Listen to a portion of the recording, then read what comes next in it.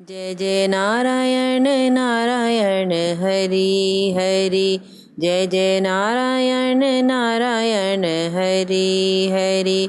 तेरी लीला सबसे न्यारी न्यारी हरि हरि। तेरी महिमा सबसे न्यारी न्यारी हरि हरि। जय जय नारायण नारायण हरि हरि। भज मन नारायण नारायण हरि हरि। चौथा अध्याय। श्री कृष्ण भगवान बोले, इस अविनाशी कर्मयोग को मैंने सूर्य से कहा, सूर्य ने मनु से कहा और मनु ने राजा इक्ष्वाकु से कहा। हे अर्जुन, इस परंपरा से प्राप्त यह योग सभी राजर्षियों ने जाना, परंतु अधिक समय व्यतीत होने से यह लुप्त हो गया। वही प्राचीन योग आज तुमको मैंने बताया है, क्योंकि तुम मेरे भक्त और मित्र हो। यह योग रहस्य अति उत्तम है। अर्जुन कहने लगे, आपका जन्म तो अभी हुआ है और सूर्य का जन्म बहुत पहले हुआ था। मैं कैसे मान लूं कि आपने सूर्य को यह योग बताया है। श्री कृष्ण बोले, हे अर्जुन, मेरे और तुम्हारे अनेक जन्म हो चुके हैं, मुझे याद है और तुम भूल गए हो। जन्म से रहित, अविनाशी, संपूर्ण प्राणियों का स्वामी, अपनी प्रकृति में स्थित हूँ, तथापि अपनी माया से जन्मता हूँ।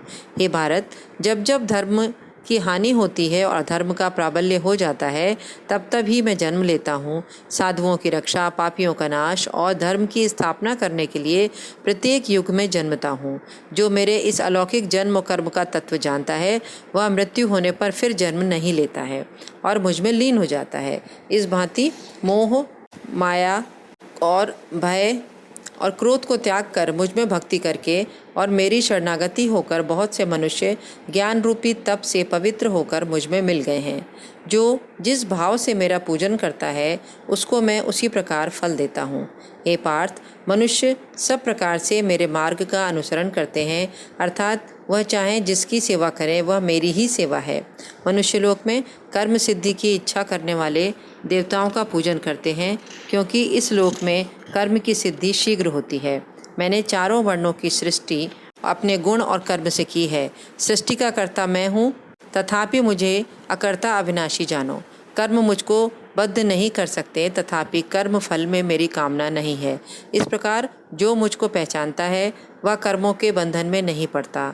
अतएव पूर्व पुरुषों के किए हुए कर्म को तू भी कर। हे अर्जुन, कर्म क्या है और अकर्म क्या है, इसके विचार में विद्वान की बुद्धि भी चकरा जाती है। उसी कर्म का वर्णन मैं तुमसे करूँगा, जिसके जानने से संसार के बंधन छूटकर मोक्ष के भागी होंगे। कर्म, विकर्म और अकर्म तीनों का जानना आवश्यक है, क्योंकि कर्म की गति गंभीर है। हे अर्जुन, जो कर्म करने की कोई कामना नहीं रखता है और जिसके समस्त कर्म ज्ञान रूपी अग्नि से भस्म निर्मल हो गए हैं, उसको पंडित कहते हैं। जो कर्म फल की आशा छोड़कर करता है और उसमें आसक्ति भी नहीं रखता है और निराश्रय ही संतुष्ट रहता है, ऐसा मनुष्य कर्मों में घिरा रहने पर भी मानो कुछ नहीं करता है। दैवयोग से जो कुछ मिल जाए उसी पर संतुष्ट रहता है। जो हर्ष, शोक आदि द्वंद्वों से मुक्त है तथा किसी से ईर्ष्या नहीं करता है, कर्म की सिद्धि या असिद्धि में भेद नहीं समझता है, वह कर्म करता हुआ भी उसमें नहीं बंधता। जो फल की इच्छा नहीं रखता, वह वासना से दूर हो गया है। ज्ञान में जिसका मन अचल है, जो यज्ञ के कर्म करता है, वे सभी कर्म लुप्त हो जाते हैं। हवन करने का पदार्थ भी ब्रह्म है, आहुति देने वाला भी ब्रह्म है। इस प्रकार जिसकी बुद्धि में सभी कर्म ज्ञानमय हैं, उसको ब्रह्म प्राप्त होता है। कोई कोई कर्मयोगी देवताओं की पूजा करते हैं और ज्ञान योगी ब्रह्मरूप अग्नि में यज्ञ रूप से हवन कर परमात्मा का भजन करते हैं। कोई ऐसे हैं जो अपनी इंद्रियों को तथा कर्मों को संयम रूप अग्नि में होम देते हैं, और कितने ही इंद्रिय रूप अग्नि में इंद्रियों के रूप, शब्द आदि विषयों को होम देते हैं। कितने ही लोग इंद्रियों के सभी कर्मों को और प्राणों के कर्मों को आत्मज्ञान से प्रज्वलित संयम रूप अग्नि में होम देते हैं। कोई तो द्रव्य यज्ञ करते हैं, कोई तप यज्ञ, कोई योग यज्ञ, कोई स्वाध्याय और कोई ज्ञान रूपी यज्ञ करते हैं, और कोई प्राणायाम में तत्पर रहने वाले योगी प्राण और अपान वायु में प्राण को रोकते हैं और प्राण वायु में अपान वायु का लय करते हैं। कोई आहार को निरंतर कम करके प्राण को होमते हैं, वे यज्ञ वेत्ता हैं और यज्ञ ही से इनके सभी पाप नाश हो जाते हैं। जो यज्ञ में बचे हुए अमृत रूप अन्न को खाते हैं वे सनातन ब्रह्म को प्राप्त होते हैं।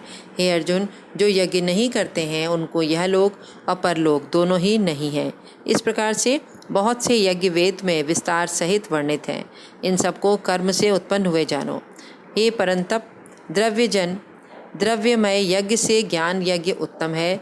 हे पार्थ, फल सहित सभी कर्म ज्ञान में समाप्त हो जाते हैं। सो उस ज्ञान यज्ञ का तत्वदर्शी और ज्ञानी लोग तुमको उपदेश करेंगे। इसीलिए तुम उनकी सेवा करना और उनको विनयपूर्वक प्रसन्न करके ज्ञान यज्ञ जानना। इस ज्ञान का लाभ प्राप्त करके तुमको ऐसा मोह फिर कभी नहीं होगा। इसी ज्ञान से समस्त प्राणियों को तुम अपने में और मुझ में देखोगे। यदि सभी प्राणियों से भी अधिक पाप करने वाले हो तो भी ज्ञान रूपी नौका से ही सब पाप रूपी समुद्र को पार कर जाओगे। हे अर्जुन, जिस प्रकार प्रज्वलित अग्नि लकड़ी को जलाकर भस्म कर देती है, वैसे ही ज्ञान रूपी अग्नि सभी कर्मों को भस्म कर डालती है। इस लोक में ज्ञान के समान पवित्र और कुछ नहीं है। यह ब्रह्म बहुत काल पर्यंत कर्म योग से सिद्ध हुए पुरुषों को अपने आप ही प्राप्त होता है। जो श्रद्धावान पुरुष इंद्रियों को जीतकर ब्रह्म ज्ञान में लगा रहता है, वह ज्ञान को प्राप्त करता है और ज्ञान को पाकर अल्प समय में शांति को पा जाता है।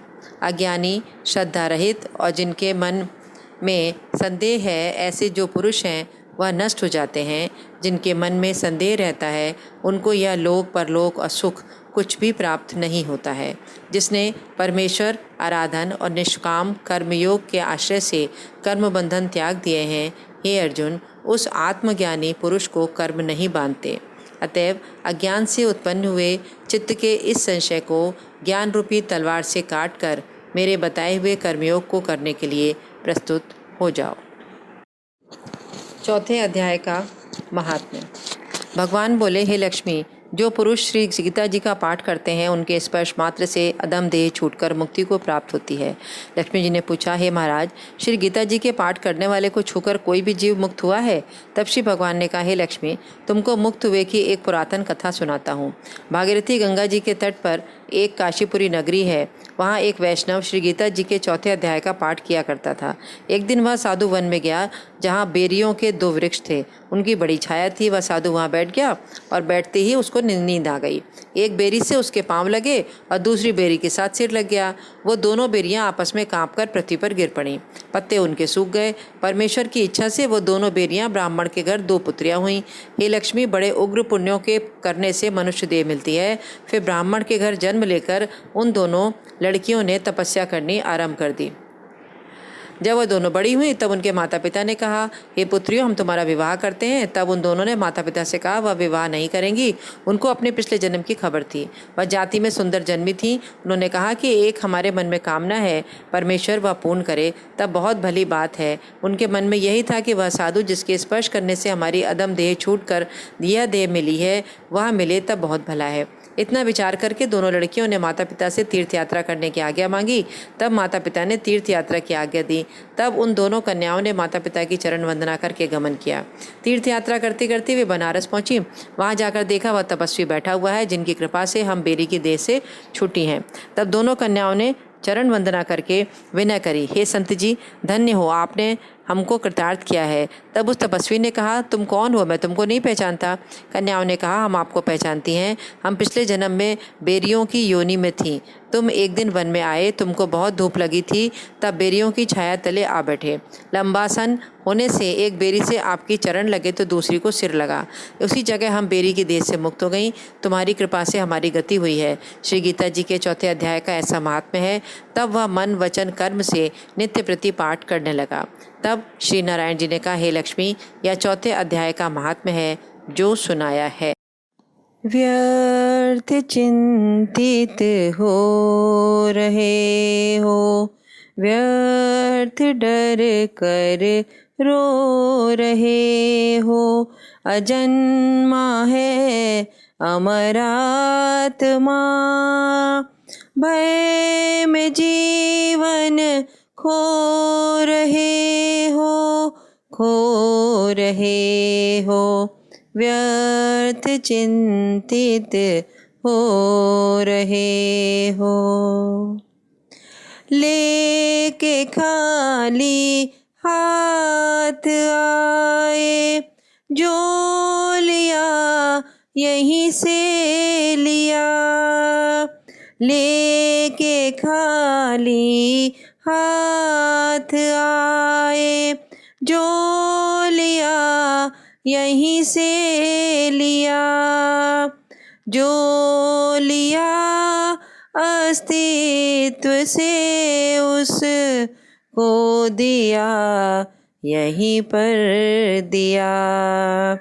जान कर दस्तूर जग का क्यों परेशान हो रहे हो, अजन्मा है अबरात्मा, भय में जीवन खो रहे हो, खो रहे हो, व्यर्थ चिंतित हो रहे हो, व्यर्थ डर कर रो रहे हो, अजन्मा है अमरात्मा, भय में जीवन खो रहे हो, खो रहे हो, व्यर्थ चिंतित हो रहे हो।